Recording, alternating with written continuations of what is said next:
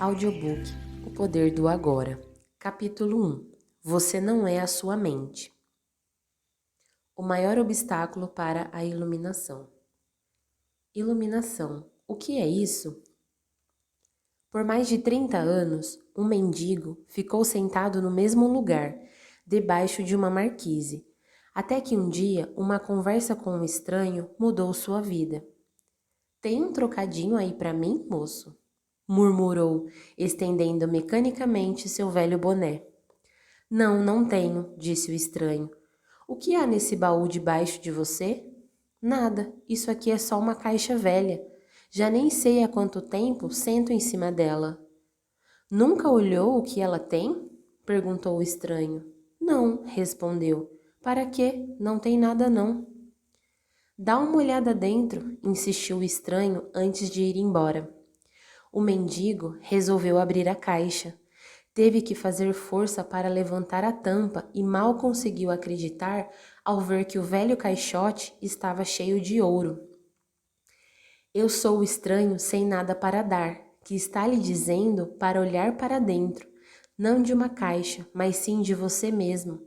Imagino que você esteja pensando, indignado, mas eu não sou um mendigo.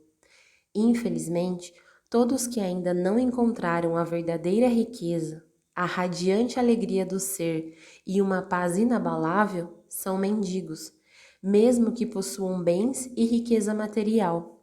Buscam do lado de fora migalhas de prazer, aprovação, segurança ou amor, embora tenham um tesouro guardado dentro de si, que não só contém tudo isso, como é infinitamente maior do que qualquer coisa oferecida pelo mundo.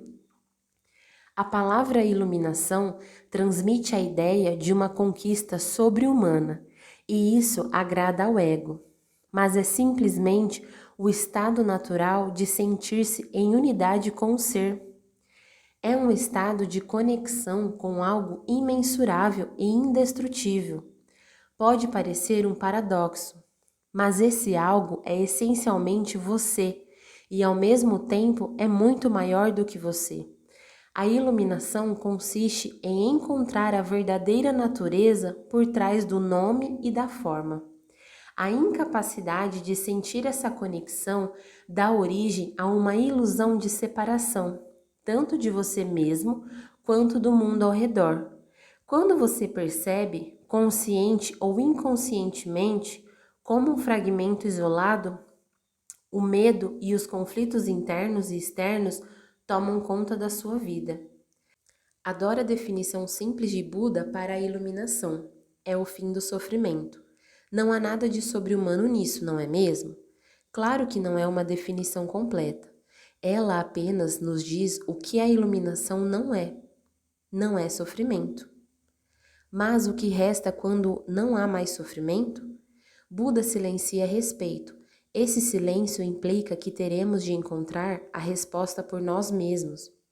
Como ele emprega uma definição negativa, a mente não consegue entendê-la como uma crença ou como uma conquista sobre-humana, um objetivo difícil de alcançar.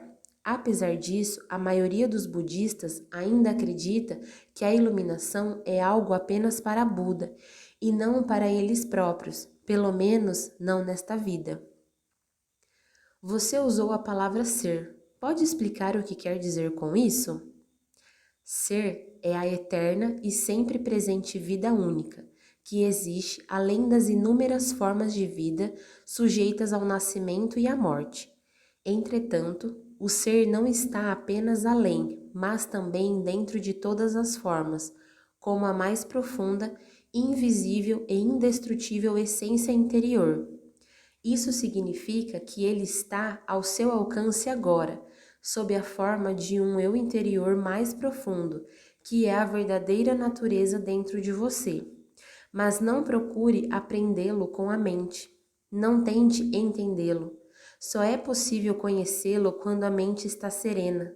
Se estiver alerta, com toda a sua atenção voltada para o agora, você até poderá sentir o ser, mas jamais conseguirá compreendê-lo mentalmente. Recuperar a consciência do ser e submeter-se a esse estado de percepção dos sentidos é o que se chama iluminação.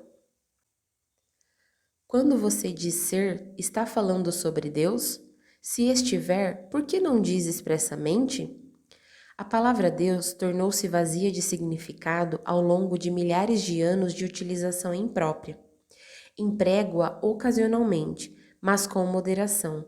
Considero imprópria a sua utilização por pessoas que jamais tiveram a menor ideia do reino do sagrado, da infinita imensidão contida nessa palavra, mas que a usam com grande convicção, como se soubessem do que estão falando. Existem ainda aqueles que questionam o termo, como se soubessem o que estão discutindo.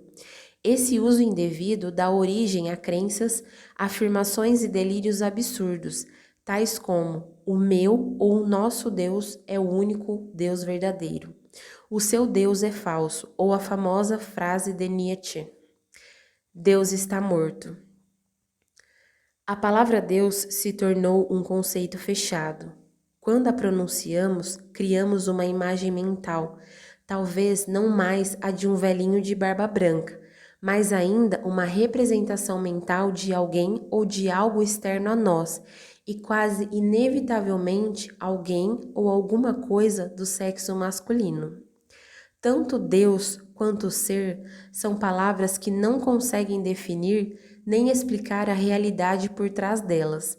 Ser, entretanto, tem a vantagem de sugerir um conceito aberto. Não reduz o invisível infinito a uma entidade finita.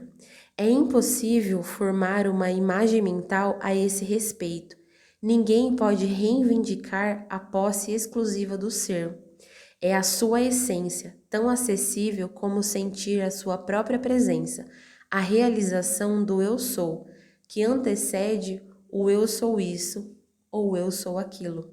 Portanto, a distância é muito curta entre a palavra ser e a vivência do ser.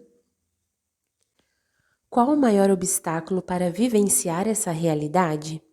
Identificar-se com a mente, o que faz com que estejamos sempre pensando em alguma coisa. Ser incapaz de parar de pensar é uma aflição terrível, mas ninguém percebe, porque quase todos nós sofremos disso e então consideramos uma coisa normal. O ruído mental incessante nos impede de encontrar a área de serenidade interior, que é inseparável do ser. Isso faz com que a mente crie um falso eu interior que projeta uma sombra de medo e sofrimento sobre nós. Examinaremos esses pontos detalhadamente mais adiante. O filósofo Descartes acreditava ter alcançado a verdade mais fundamental quando proferiu sua conhecida máxima: penso, logo existo. Cometeu, no entanto, um erro básico ao equiparar o pensar ao ser e a identidade ao pensamento. O pensador compulsivo, ou seja, quase todas as pessoas, vive em um estado de aparente isolamento, em um mundo povoado de conflitos e problemas, um mundo que reflete a fragmentação da mente em uma escala cada vez maior. A iluminação é um estado de plenitude, de estar em unidade e, portanto, em paz. Em unidade, tanto com o universo quanto com o eu interior mais profundo, ou seja, o ser. A iluminação é o fim não só do sofrimento e dos conflitos internos e externos permanentes, mas também da aterrorizante escravidão do pensamento. Que maravilhosa libertação! Se nos identificamos com a mente, criamos uma tela opaca de conceitos, rótulos, imagens, palavras, julgamentos e definições que bloqueiam todas as relações verdadeiras. Essa tela se situa entre você e o seu eu interior, entre você e o próximo, entre você e a natureza, entre você e Deus. É essa tela de pensamentos que cria uma ilusão de separação, uma ilusão de que existe você e um outro totalmente à parte. Esquecemos o fato essencial de que debaixo do nível das aparências físicas, formamos uma unidade com tudo aquilo que é. Por esquecermos, quero dizer, que não sentimos mais essa unidade, com uma realidade evidente por si só. Podemos até acreditar que isso seja uma verdade, mas não mais a reconhecemos como verdade. Acreditar pode até trazer conforto. No entanto, a libertação só pode vir através da vivência pessoal. Pensar se tornou uma doença. A doença acontece quando as coisas se desequilibram. Por exemplo, não há nada de errado com a divisão e a multiplicação das células no corpo humano, mas quando esse processo acontece sem levar em conta o organismo como um todo, as células se proliferam e temos a doença. Se for usada corretamente, a mente é um instrumento magnífico. Entretanto, quando a usamos de forma errada, ela se torna destrutiva. Para ser ainda mais preciso, não é você que usa sua mente de forma errada. Em geral, você simplesmente não usa a mente. É ela que usa você. Essa é a doença. Você acredita que é a sua mente. Eis aí o delírio. O instrumento se apossou de você. Não concordo muito com isso. É verdade que penso muito sem um objetivo definido, como a maioria das pessoas, mas ainda posso escolher como usar a minha mente para ter e conseguir coisas, e faço isso o tempo todo. Só porque podemos resolver palavras cruzadas ou construir uma bomba atômica, isso não significa que estejamos usando a mente. Assim como os cães adoram mastigar ossos, a mente adora transformar dificuldades em problemas. É por isso que ela resolve palavras cruzadas e constrói bombas atômicas. Mas essas coisas não interessam a você. Pergunto então: você consegue se livrar da sua mente quando quer? Já encontrou o botão que a desliga? A ideia é parar de pensar completamente? Não, não consigo, a não ser por 1 ou 2 segundos. Então, é porque a mente está usando você. Estamos tão identificados com ela que nem percebemos que somos seus escravos. É quase como se algo nos dominasse sem termos consciência disso e passássemos a viver como se fôssemos a entidade dominadora. A liberdade começa quando percebemos que não somos a entidade dominadora, o pensador. Saber disso nos permite observar a entidade. No momento em que começamos a observar o pensador, ativamos um nível mais alto de consciência. Começamos a perceber então que existe uma vasta área de inteligência além do pensamento e que este é apenas um aspecto diminuto da inteligência. Percebemos também que todas as coisas realmente importantes, como a beleza, o amor, a criatividade, a alegria e a paz interior, surgem de um ponto além da mente. É quando começamos a acordar. Libertando-se da sua mente. O que você quer dizer exatamente com observar o pensador? Quando alguém vai ao médico e diz: "Ouço uma voz dentro da minha cabeça", provavelmente será encaminhado a um psiquiatra. De uma forma ou de outra, praticamente todas as pessoas ouvem uma voz, ou algumas vozes, o tempo todo dentro da cabeça. São os processos involuntários do pensar, que acreditamos que não podemos interromper, manifestando-se como monólogos ou diálogos contínuos. Você já deve ter cruzado na rua com pessoas doidas, falando sem parar, ou resmungando consigo mesmas. Não há nisso nada de diferente do que acontece com você e com outras pessoas normais, exceto que vocês não falam alto.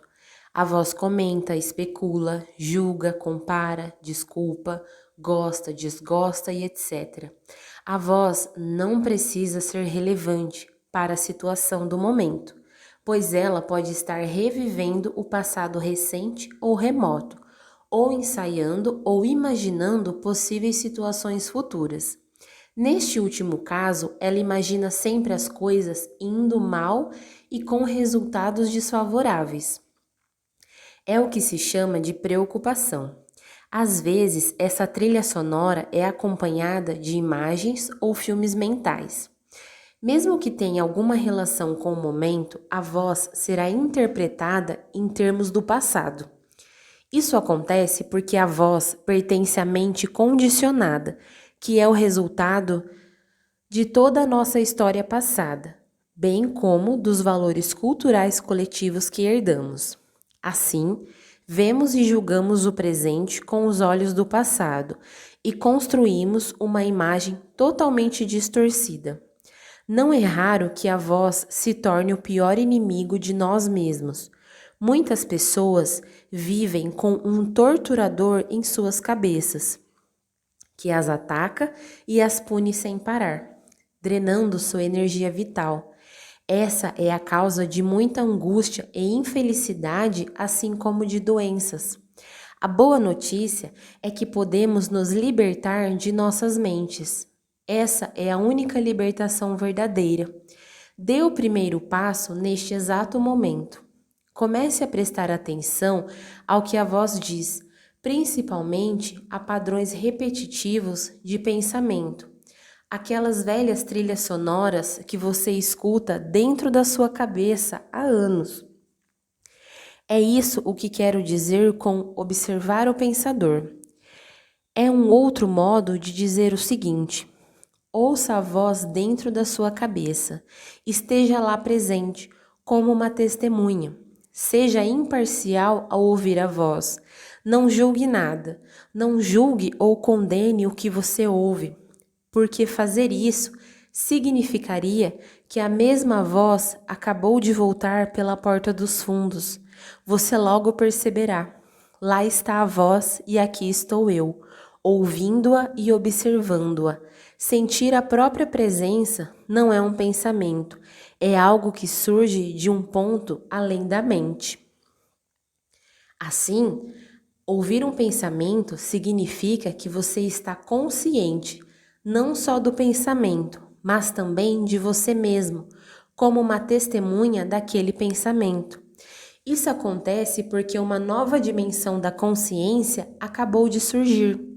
Quando você ouve o pensamento, sente uma presença consciente, que é o seu eu interior mais profundo, por trás ou por baixo do pensamento.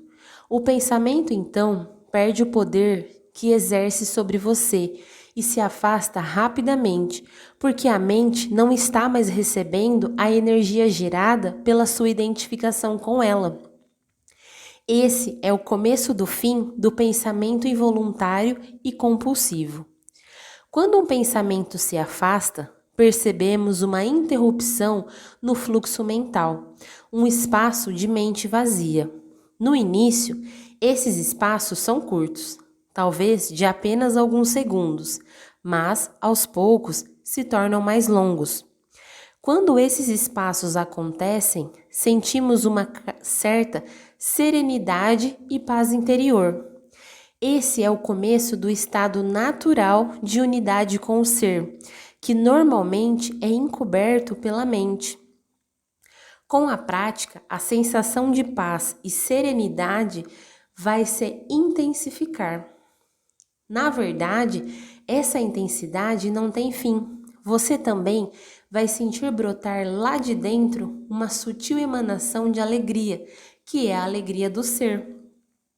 Não se trata de um estado de transe, nada disso.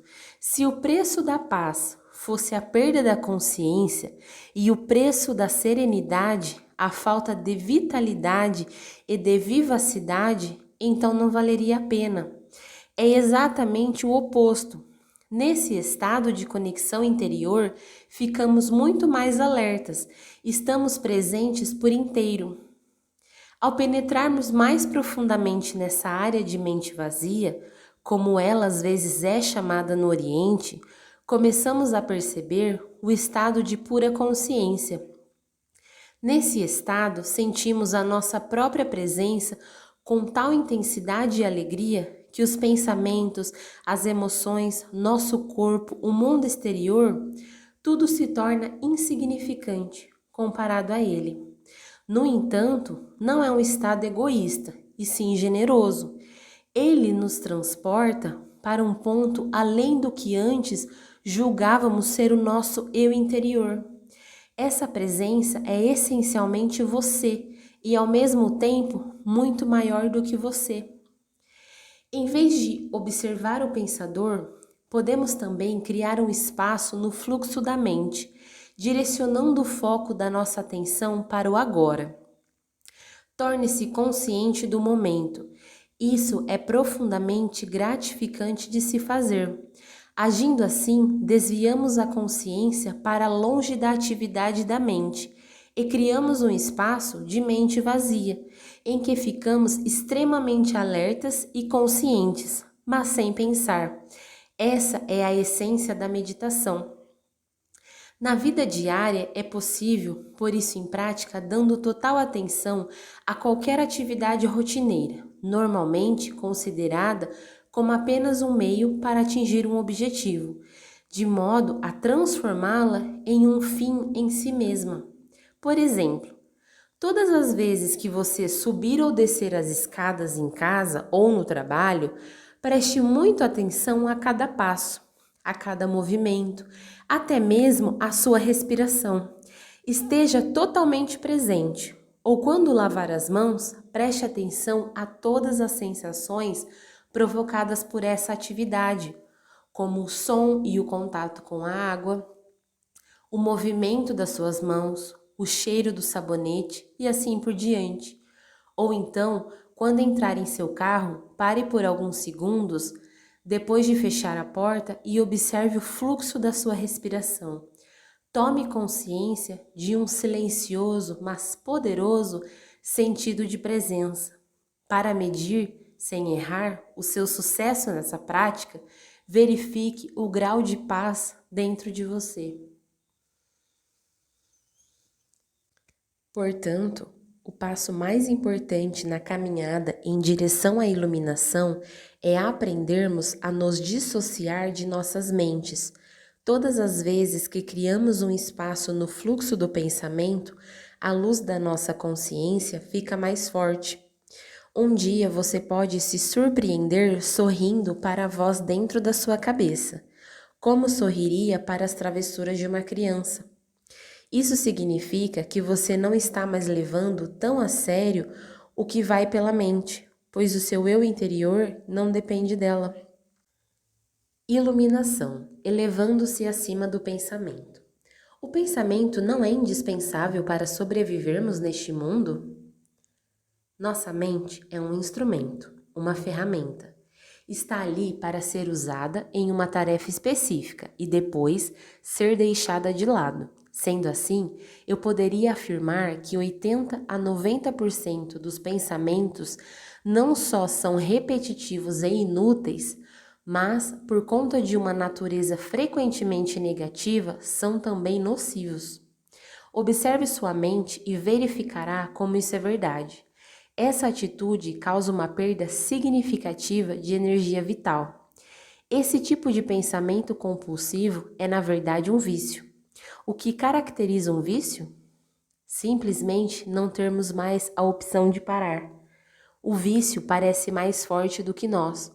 Proporciona ainda uma falsa sensação de prazer, um prazer que quase sempre se transforma em sofrimento.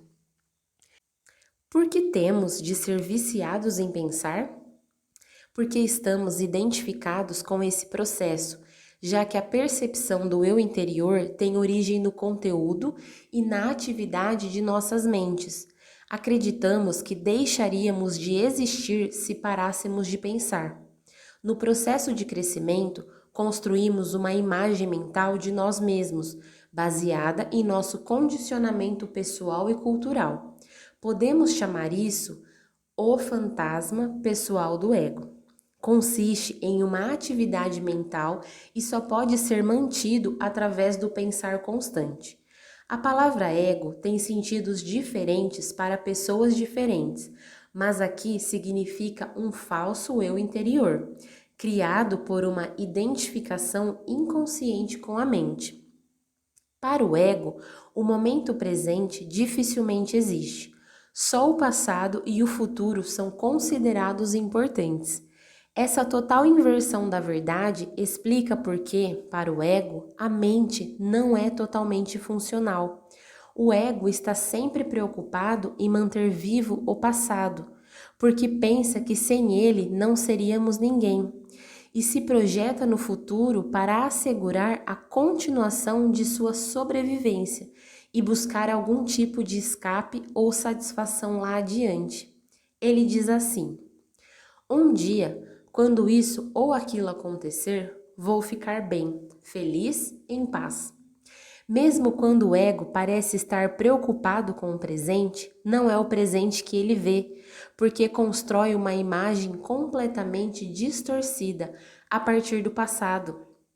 Ou então reduz o presente a um meio para obter o fim desejado, um fim que consiste em um futuro projetado pela mente.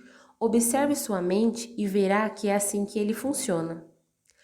O momento presente tem a chave para a libertação, mas você não conseguirá percebê-lo enquanto você for a sua mente. Não quero perder a minha capacidade de analisar e criticar. Não me importo em aprender a pensar de forma mais clara, com um sentido mais direcionado, mas não quero perder esse dom, que considero o bem mais precioso que temos. Sem ele, seríamos apenas mais uma espécie animal. O predomínio da mente é apenas um estágio na evolução da consciência. Precisamos urgentemente passar ao próximo estágio, senão seremos destruídos pela mente, que se transformou em um monstro. Falarei sobre isso em detalhes mais adiante. Pensamento e consciência não são sinônimos. O pensamento é um pequeno aspecto da consciência. O pensamento não consegue existir sem a consciência, mas a consciência não necessita do pensamento. A iluminação significa chegar a um nível acima do pensamento e não ficar abaixo dele, no nível de um animal ou de uma planta. No estado iluminado, continuamos a usar nossas mentes quando necessário, mas de um modo mais focalizado e eficiente. Assim, utilizando nossas mentes com objetivos práticos, não ouvimos mais o diálogo interno involuntário e sentimos uma enorme serenidade interior. Quando usamos de fato nossas mentes, e em especial quando necessitamos de uma solução criativa, há uma oscilação de segundos entre o pensamento e a serenidade, entre a mente ativa e a mente vazia. O estado de mente vazia é a consciência sem o pensamento. Só assim é possível pensar criativamente, porque somente desse modo o pensamento tem alguma força real. O pensamento sozinho, quando não mais conectado com a área da consciência, que é muito mais ampla, rapidamente se torna árido, doentio e destrutivo. A mente é, em essência, uma máquina de sobrevivência. Ela executa muitas coisas boas quando, por exemplo, ataca outras mentes e se defende delas, coleta, armazena e analisa uma informação, mas não é nada criativa. Todo artista verdadeiro, quer tenha ou não consciência disso, cria a partir de um lugar de mente vazia, que se origina de uma serenidade interior.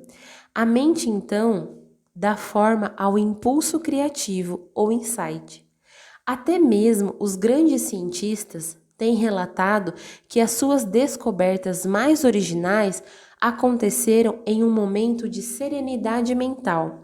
Uma pesquisa nacional realizada com alguns dos matemáticos mais preeminentes que já atuaram nos Estados Unidos, incluído Einstein, para estudar seus métodos de trabalho, mostrou que o pensamento é apenas uma parte secundária da fase breve e decisiva do ato criativo em si.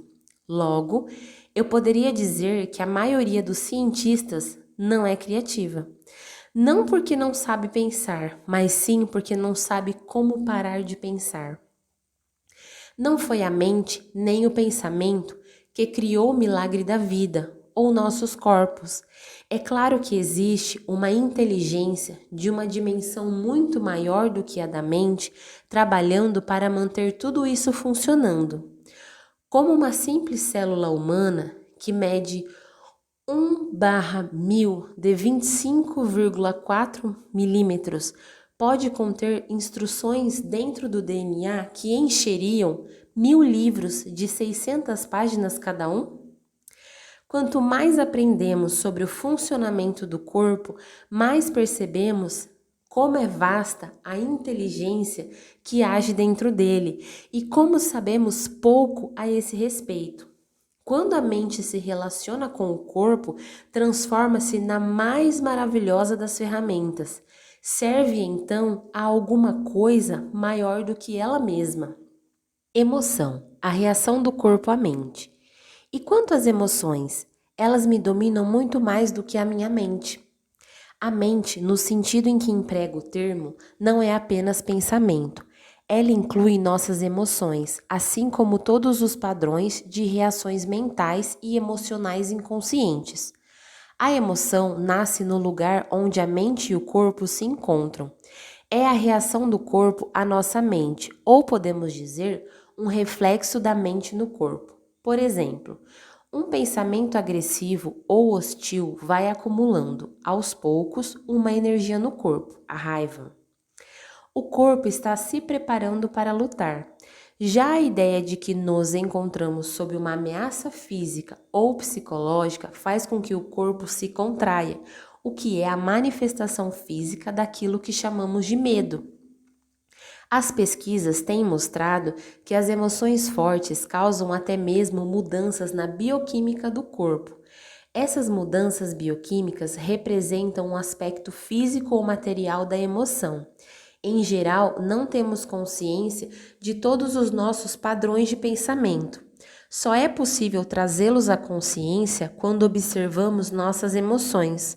Quanto mais identificados estivermos com nosso pensamento, com as coisas que nos agradam ou não, com nossos julgamentos e interpretações, ou seja, quanto menos presentes estivermos como consciência observadora, mais forte será a carga de energia emocional. Tenhamos ou não consciência disso. Se você não consegue sentir as suas emoções, se as mantém à distância, terminará por senti-las em um nível puramente físico, como um sintoma ou um problema físico. Muito se tem escrito a respeito disso nos últimos anos, portanto, não precisamos nos aprofundar no assunto. É possível que um forte padrão emocional inconsciente venha a se manifestar como um acontecimento externo, algo que parece acontecer só com você. Por exemplo, tenho observado que as pessoas que guardam muita raiva dentro de si, mesmo sem ter consciência e sem falar sobre isso, são mais propensas a ser atacadas verbalmente ou até mesmo fisicamente por outras pessoas cheias de raiva, com frequência sem qualquer motivo aparente. A razão é que elas desprendem uma raiva tão forte que acaba sendo captada de forma subconsciente por outras pessoas, e isso aciona a raiva latente que essas trazem dentro de si. Se você tem dificuldade de sentir suas emoções, comece concentrando a atenção na área de energia interior do seu corpo. Sinta o seu corpo lá no fundo. Essa prática colocará você em contato com suas emoções. Aprofundarei o assunto mais adiante. Você diz que a emoção é o reflexo da mente no corpo, mas às vezes ocorre um conflito entre os dois quando a mente diz não e a emoção diz sim, ou vice-versa. Se quisermos conhecer mesmo a nossa mente, o corpo sempre nos dará um reflexo confiável. Portanto, observe a sua emoção, ou melhor, sinta em seu corpo. Se houver um aparente conflito entre os dois, a verdade estará na emoção e não no pensamento. Não há verdade definitiva sobre quem você é, mas a verdade relativa ao estado da sua mente naquele momento. É bastante comum ocorrerem conflitos entre os pensamentos superficiais e os processos mentais inconscientes. Mesmo que você ainda não seja capaz de trazer a sua atividade mental inconsciente para um estado de consciência, sob a forma de pensamento. Ela estará sempre refletida no seu corpo como uma emoção, e isso você pode passar a perceber. Observar uma emoção por esse ângulo é basicamente o mesmo que ouvir ou observar um pensamento, como descrevi anteriormente. A única diferença é que o pensamento está na sua cabeça, enquanto a emoção, por conter um forte componente físico, se manifesta em primeiro lugar no corpo. Você pode permitir que a emoção esteja ali, sem deixar que ela assuma o controle. Você não é mais a emoção, você é o observador, a presença que observa. Ao praticar isso, tudo que está inconsciente será trazido à luz da sua consciência. Então, observar nossas emoções é tão importante quanto observar nossos pensamentos? Sim. Habitue-se a perguntar o que está acontecendo com você nesse exato momento. Essa questão lhe indicará a direção certa. Mas não analise, apenas observe. Concentre sua atenção dentro de você. Sinta a energia da emoção. Se não há emoção presente, concentre sua atenção mais fundo no campo da energia interna do seu corpo. Essa é a porta de entrada para o ser. Uma emoção, em geral, representa um padrão de pensamento amplificado e energizado. Por conta da carga energética quase sempre excessiva que ela contém, não é fácil, a princípio, termos condições para observá-la. A emoção quer assumir o controle e quase sempre consegue, a menos que você esteja presente e alerta. Se você for empurrado para uma identificação inconsciente com a emoção, ela se tornará temporariamente você. É comum se estabelecer um círculo vicioso entre o pensamento e a emoção porque um alimenta o outro. O padrão do pensamento cria um reflexo amplificado de si mesmo na forma de uma emoção, fazendo com que a frequência vibratória desta permaneça alimentando o padrão de pensamento original. Ao lidar mentalmente com a situação, acontecimento ou pessoa que é identificada como causadora da emoção, o pensamento fornece energia para a emoção, a qual, por sua vez, energiza o padrão de pensamento e assim por diante. Basicamente, todas as emoções são modificações de uma emoção primitiva não diferenciada, cuja origem é a perda da percepção de quem somos por trás do nome e da forma. É difícil encontrar um nome que descreva essa emoção primitiva. A palavra medo é muito próxima, mas além do sentido de ameaça permanente, ela pode ser estendida como um profundo sentimento de abandono e incompletude. Por isso, talvez seja melhor usar uma palavra que não se confunda tanto com aquela emoção básica e chamar isso simplesmente de sofrimento. Uma das principais tarefas da mente, uma das razões da sua atividade incessante, é a de combater ou eliminar o sofrimento emocional, embora ela invariavelmente só consiga encobri-lo por um tempo. De fato, quanto mais a mente tenta se livrar do sofrimento, mais ele aumenta. A mente nunca pode achar a solução, nem pode permitir que encontremos a solução, porque é ela mesma uma parte intrínseca do problema. Imagine um chefe de polícia tentando achar um incendiário, quando o incendiário é o próprio chefe de polícia. Não nos livraremos desse sofrimento enquanto não extrairmos o sentido de eu interior da identificação com a mente, ou seja, do ego. A mente é então derrubada da sua posição de poder e o ser se revela em si mesmo, como a verdadeira natureza da pessoa. Já sei o que você vai perguntar agora. Eu ia perguntar o que acontece com as emoções positivas, com o amor e a alegria? Elas são inseparáveis do estado natural de conexão interior com o ser. Sempre que houver um espaço no fluxo dos pensamentos, podem ocorrer lampejos de amor e alegria, ou breves instantes de uma paz profunda. Para a maioria das pessoas, tais espaços raramente acontecem, e mesmo assim, por acaso, nas ocasiões em que a mente fica sem palavras, instigada por uma beleza estonteante, uma exaustão física extrema ou mesmo um grande perigo.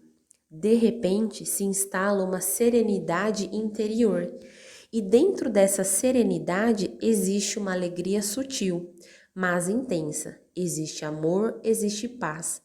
Normalmente, tais momentos têm vida curta, pois a mente logo reassume essa atividade barulhenta a que chamamos pensar. O amor, a alegria e a paz não conseguem florescer a menos que tenhamos nos livrados do domínio da mente, mas eu não os chamaria de emoções. Eles estão por baixo das emoções, em um nível mais profundo. Portanto, precisamos nos tornar plenamente conscientes de nossas emoções e ser capazes de senti-las antes de ser capazes de sentir aquilo que está além delas. A palavra emoção significa literalmente desordem. A palavra vem do latim emovere, que significa movimentar-se. Amor, alegria e paz são estados profundos do ser, ou melhor, três aspectos do estado de ligação interior com o ser. Assim, não possuem opositores pela simples razão de que surgem por trás da mente. As emoções, por outro lado, sendo uma parte da mente dualística, estão sujeitas à lei dos opostos. Isso quer dizer simplesmente que não se pode ter o bom sem que haja o mal. Portanto, numa condição não iluminada de identificação com a mente, aquilo que algumas vezes é erroneamente chamado de alegria é o lado geralmente breve do prazer, dentro da alternância contínua do ciclo sofrimento-prazer. O prazer sempre se origina de alguma coisa externa a nós, ao passo que a alegria nasce do nosso interior. A mesma coisa que proporciona prazer hoje provocará sofrimento amanhã ou nos abandonará, e essa ausência causará sofrimento. Do mesmo modo, o que se costuma chamar de amor pode ser prazeroso e excitante por um tempo, mas é um apego adicional, uma condição de necessidade extrema que pode vir a se transformar no oposto, em um piscar de olhos. Muitas relações amorosas, passada a euforia inicial, oscilam entre o amor e o ódio, a atração e a agressão. O amor verdadeiro não permite que você sofra. Como poderia? Não se transforma em ódio de repente, assim como a verdadeira alegria não se transforma em sofrimento.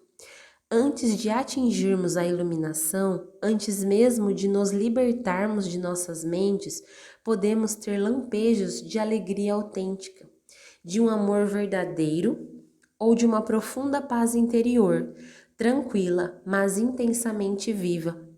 Esses são os aspectos da nossa verdadeira natureza, em geral, obscurecida pela mente. Mesmo dentro de uma relação normal de dependência, é possível haver momentos em que podemos sentir a presença de algo genuíno, incorruptível, mas serão somente lampejos, a serem logo encobertos pela interferência da mente. Você poderá ficar com a impressão de que teve alguma coisa muito valiosa, mas a perdeu. Ou a sua mente pode lhe convencer de que tudo não passou de uma ilusão. A verdade é que não foi uma ilusão e você também não perdeu nada. Esse algo valioso é parte de seu estado natural. Pode estar encoberto, mas nunca ser destruído pela mente. Mesmo quando o céu está totalmente coberto, o sol não desapareceu, ainda está lá, por trás das nuvens. Buda diz que a dor ou o sofrimento surge através de desejos ou anseios e que para se libertar da dor é preciso romper as amarras do desejo.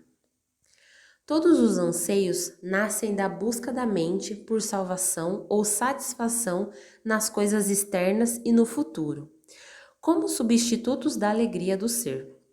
Se somos nossas mentes, somos aqueles anseios, aquelas necessidades, desejos, apegos e aversões. Fora deles não existe o eu, exceto como uma mera possibilidade, um potencial não preenchido, uma semente que ainda não germinou. Nessa condição, até mesmo o desejo de nos tornarmos livres ou iluminados não passa de mais um desejo a ser realizado ou concluído no futuro. Portanto, não busque se libertar do desejo ou adquirir a iluminação. Torne-se presente. Esteja lá como um observador da mente. Em lugar de citar Buda, seja o iluminado, que é o que a palavra Buda significa. Os seres humanos têm vivido enredados pelo sofrimento por séculos, desde que decaíram do estado de graça, penetraram no domínio do tempo e da mente e perderam a percepção do ser. Nesse momento, começaram a se perceber como fragmentos sem sentido em um universo estranho, sem conexão com a fonte e com o seu semelhante. Enquanto estivermos identificados com as nossas mentes, ou seja, enquanto estivermos inconscientes espiritualmente, o sofrimento será inevitável. Refiro-me aqui ao sofrimento emocional, que é também a causa principal do sofrimento físico e da doença. O ressentimento, o ódio, a autopiedade, a culpa, a raiva, a depressão, o ciúme e até mesmo uma leve irritação são formas de sofrimento. E qualquer prazer ou forte emoção contém em si a semente do sofrimento, ou é inseparável, oposto, que se manifestará com o tempo. Quem já tomou bebidas alcoólicas ou drogas para ficar alto, sabe que o alto se transforma em baixo, que o prazer se torna uma forma de sofrimento. A maioria das pessoas também sabe por experiência própria como uma relação íntima pode se transformar de modo fácil e rápido de fonte de prazer em fonte de sofrimento. Vistas de uma perspectiva mais ampla, tanto a polaridade negativa quanto a positiva são lados de uma mesma moeda. São partes de um sofrimento que está oculto, inseparável do estado de consciência identificado com a mente. Existem dois níveis de sofrimento: o que você cria agora e o que você tem origem no passado, que ainda vive em sua mente e no seu corpo. Deixar de criar sofrimento no presente e dissolver o sofrimento do passado é sobre isso que desejo falar com você agora. E este foi mais um capítulo do livro O Poder do Agora. Espero que tenham gostado. Deixe seu like e se inscreve no canal para acompanhar o próximo capítulo. Gratidão e até a próxima!